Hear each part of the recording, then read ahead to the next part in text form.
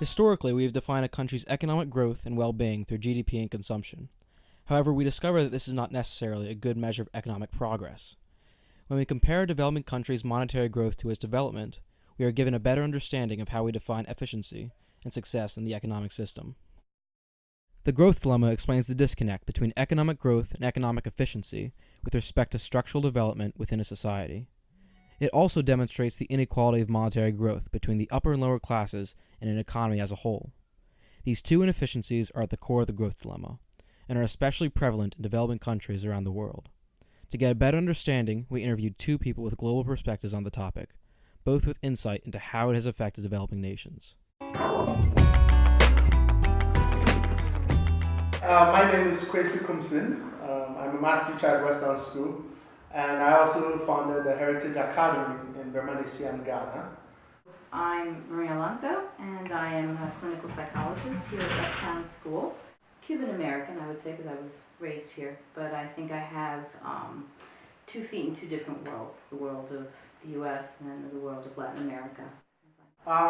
Growth and development in Ghana actually kind of run on different tracks. Economic growth is easily seen in big cities, right, in Ghana. And the people that sort of enjoy most of the growth are very different from the people who live in the smaller communities outside the big cities, right? And so when we talk about development in Ghana, we're talking a lot about developing the smaller communities outside the big cities, right? Giving them access to water, shelter, good education, things like that. And those things have not improved even as the economy, has grown, because the people in charge, the people enjoying the benefits of economic growth are very different from the people who need their development. Of course, when we look at Cuba, it's anything but growth. As it was described always to me. Cuba was a place where it was, there was segregation, and the wealthy had, and then there was a middle class. There was a middle class, and then there was the population from the country that wasn't educated. Clearly, that sector struggled.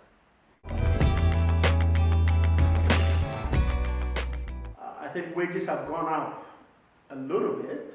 So for people who can find jobs, yes, they've benefited from increased economic activity in the country.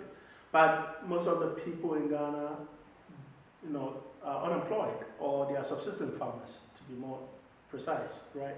So technically they are self-employed, but they live on a farm. They try to produce their own food. So for them, economic growth has had no benefit at all.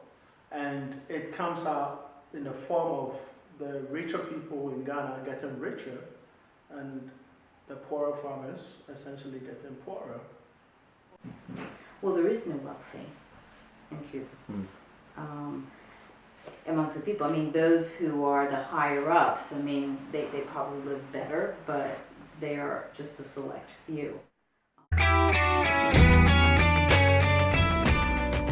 Yes, economic growth is harming the environment, because a lot of forest is being cut down for various reasons. Am I concerned? Not so much. So the poor people in the countryside would want to have better living conditions, except that they are not part of the economic activity in Ghana right now.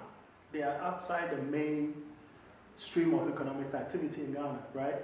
So for them to really kickstart development, they need to become part of the economic system, right?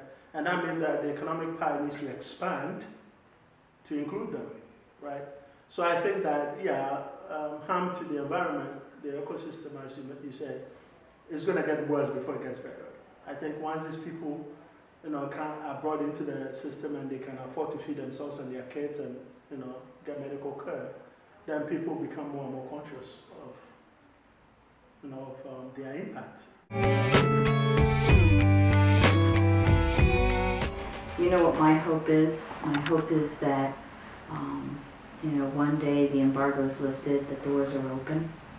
Because I think that when that happens, that's when there's the possibility of economic growth and development. We need new ideas from a younger generation, right? That is going to help people, entrepreneurs. We need to create entrepreneurs, and that is, it's not going to come from the government. It should come from other Ghanaians, right? Who want to help the poor people improve their lives. And I think the more people get into business, right, the more poor people are going to have access to, in the beginning probably low-paying jobs, but it's a step up. Most people in America think of development or development in the so-called third world, in Ghana, for example, right, as a kind of a byproduct of economic growth, right? I don't think that is necessarily true. I think that development can, if I focus on development, can actually drive economic growth, right? Except that most countries that are poor can show results by focusing on improving their GDP, right? That is easier than focusing on development, which is not very well defined.